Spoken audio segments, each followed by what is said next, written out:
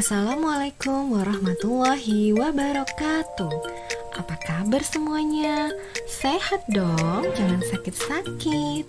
Senang sekali ya ketemu lagi di kelas IPA. Tetap semangat belajar walau dari rumah saja. Yuk kita mulai belajar hari ini. Kalian tentu sudah pernah mendengar suara kicauan burung, atau hembusan angin, atau suara debur ombak di tepi pantai. Suara yang kita dengar disebut dengan bunyi. Apa sih bunyi itu dan dari mana sih asalnya? Kali ini kita akan mempelajari materi mengenai bunyi. Adapun tujuan pembelajaran hari ini yaitu menjelaskan karakteristik bunyi dan menghitung cepat rambat bunyi. Nah, berbicara mengenai bunyi, apa sebenarnya bunyi? Bunyi adalah gelombang yang dihasilkan oleh benda bergetar dan dapat dirasakan oleh indera pendengaran kita. Untuk itu, bunyi memiliki syarat-syarat agar bisa terdengar. Yang pertama, syarat terjadinya bunyi adalah adanya sumber bunyi. Nah, ketika kamu mendengar bunyi, pasti bunyi tersebut bersumber dari suatu hal. Bisa dari burung berkicau, ketukan kayu, pita suara orang lain, dentingan bel, langkah kaki, dan masih banyak lagi. Nah, syarat terjadinya bunyi yang kedua adalah adanya medium atau zat perantara. Gelombang bunyi itu ternyata merupakan gelombang longitudinal. Masih ingat gak apa gelombang longitudinal? Nah, gelombang ini artinya bunyi membutuhkan medium untuk bisa merambat sampai ke telinga kita. Bisa melewati zat padat, cair, maupun gas. Nah, syarat yang ketiga harus ada penerima bunyi. Ya jelas dong, untuk dapat merasakan bunyi perlu ada objek yang menjadi penerimanya. Frekuensi bunyi. Tahu nggak sih, tidak semua bunyi bisa didengarkan oleh telinga manusia loh. Apa saja bunyi-bunyi yang bisa kita dengarin dan apa saja bunyi yang tidak bisa kita dengarkan. Yuk kita bahas satu-satu di frekuensi bunyi. Jadi berdasarkan frekuensinya, bunyi terbagi atas bunyi infrasonik yang memiliki frekuensi kurang dari 20 Hz. Saking kecilnya kita nggak bisa dengerin suara ini. Yang bisa dengerin cuma hewan seperti serangga, misalnya semut, atau juga anjing. Nah, bunyi yang kedua disebut dengan bunyi audiosonik. Bunyi ini memiliki frekuensi antara 20 Hz sampai 20.000 Hz. Nah, bunyi ini yang bisa didengarin oleh manusia. Jadi kalau kita dengerin suara apapun juga yang bisa terdengar oleh telinga kita disebut dengan bunyi audiosonik. Nah, yang ketiga disebut dengan bunyi ultrasonik, di mana memiliki frekuensi lebih dari 20.000 Hz. Telinga kita nggak sanggup dengerin ini, yang sanggup cuman kelawar, anjing, dan lumba-lumba. Karakteristik bunyi. 1. Tinggi rendah dan kuat lemah bunyi. Nah, ini kelihatan dari suara laki-laki dan suara perempuan, di mana suara laki-laki nada dasarnya 125 Hz, lebih rendah ketimbang suara perempuan yang lebih tinggi 1 oktav sekitar 250 Hz. Makanya suara perempuan lebih melengking. Nah, sedangkan kuat lemahnya bunyi itu ditentukan oleh amplitudonya. Kalau tinggi rendahnya bunyi itu sendiri tergantung dari frekuensinya. Kalau frekuensi tinggi berarti panjang gelombang pendek, frekuensi rendah panjang gelombangnya yang lebih panjang. Nah, karakteristik bunyi yang kedua adalah nada. Apa itu nada? Nada adalah bunyi yang memiliki frekuensi tertentu dan teratur, sehingga kamu lebih nyaman ketika mendengarkan bunyi musik kan? Sedangkan bunyi yang memiliki frekuensi tidak teratur itu disebut dengan desah.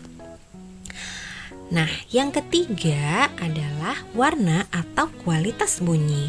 Pada saat kita bermain alat, kamu dapat membedakan bunyi yang bersumber dari alat musik gitar, piano, dan lain-lain.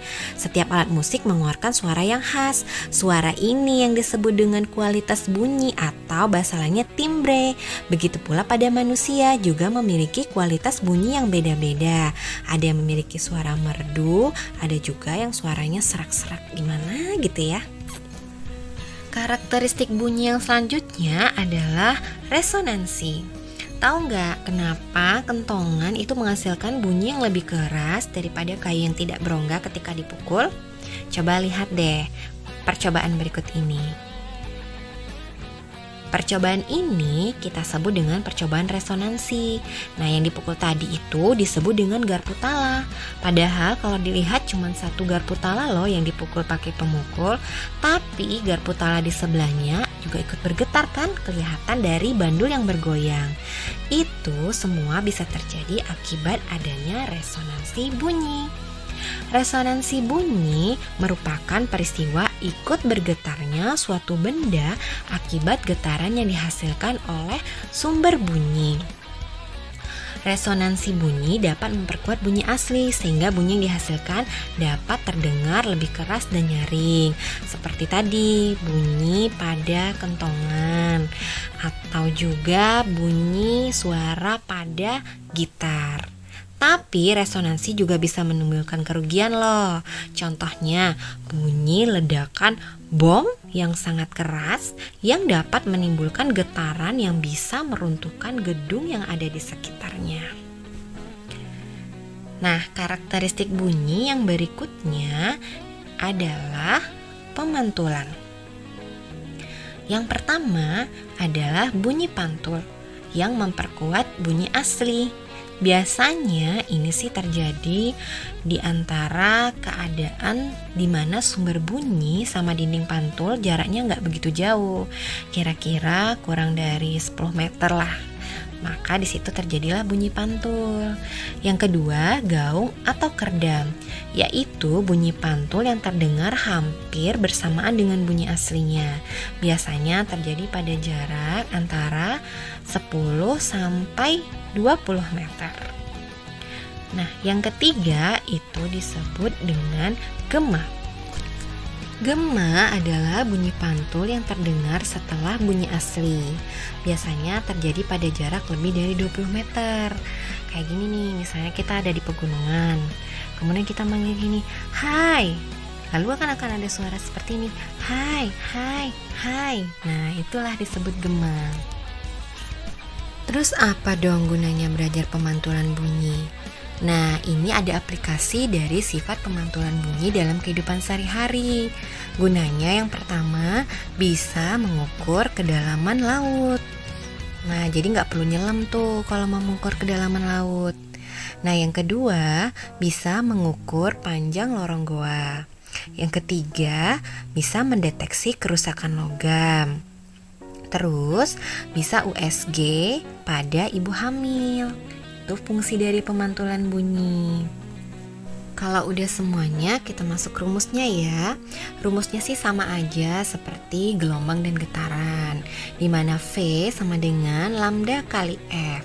Atau kalau mau cari frekuensi sama dengan N per T, atau S sama dengan V kali T, di mana V adalah kecepatan bunyi satuannya meter per sekon, lambda itu adalah panjang gelombang bunyi, F adalah frekuensi satuannya hertz, N adalah jumlah gelombang, T adalah waktu satuannya sekon, dan S adalah jarak satuannya meter. Langsung aja yuk kita masuk ke contoh soal. Seorang anak mendengar bunyi yang memiliki panjang gelombang sebesar 10 meter. Jika cepat rambat bunyi di udara 340 meter per sekon, tentukanlah A. frekuensi sumber bunyi, B. periode sumber bunyinya. Nah, jawabnya yang A, V sama dengan lambda kali F. Karena ditanya frekuensi, maka rumusnya F sama dengan V per lambda. Diketahui tadi V-nya cepat rambatnya 340 dan panjang gelombang bunyinya 10 meter. Jadi 340 dibagi 10 sama dengan 34 Hz. Yang B ditanya periodenya. Kalau udah dapat frekuensinya tinggal masukin aja rumus periode 1 per F. Jadi sama dengan 1 per 34 sekon. Nah, selanjutnya silakan kerjakan tugas yang ada di bahan ajar pada e-learning tentang bunyi ya.